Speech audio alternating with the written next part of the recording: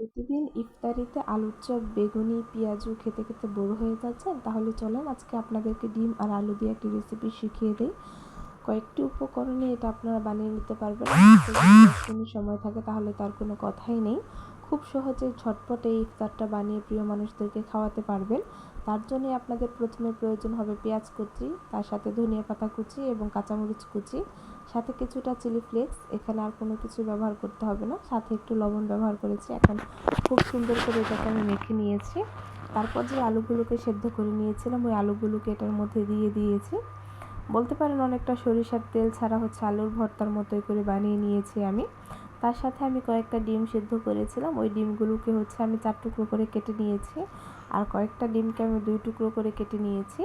এখন আলুটার যে ভর্তা আমি করে রেখেছিলাম ওই ভর্তাটা একটু নিব হাতের মধ্যে, নিয়ে মাঝখানের একটা জায়গা খালি করব। মাঝখানে জায়গাটা খালি করার পর ওই মাঝখানের মধ্যে আলুটা দিব, দিয়ে মাঝখানের জায়গাটার মধ্যে আমি ডিমটা দিব, দিয়ে আলুটা দিয়ে আমি খুব সুন্দর করে কোট করে নিব।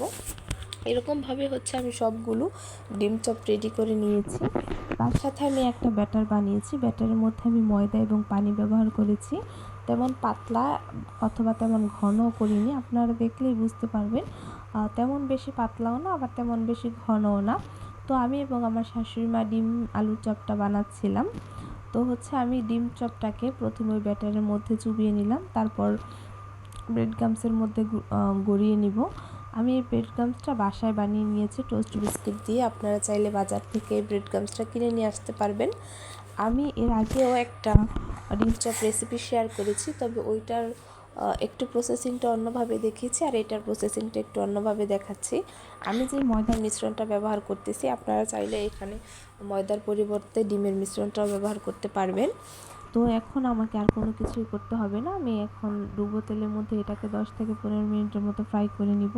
মানে সবগুলো বাজতে আমার 10 থেকে 15 মিনিট লেগেছিল। তারপর আলহামদুলিল্লাহ আমরা ইফতারিতে সবাই একসাথে বসে ইফতার করতে পেরেছিলাম।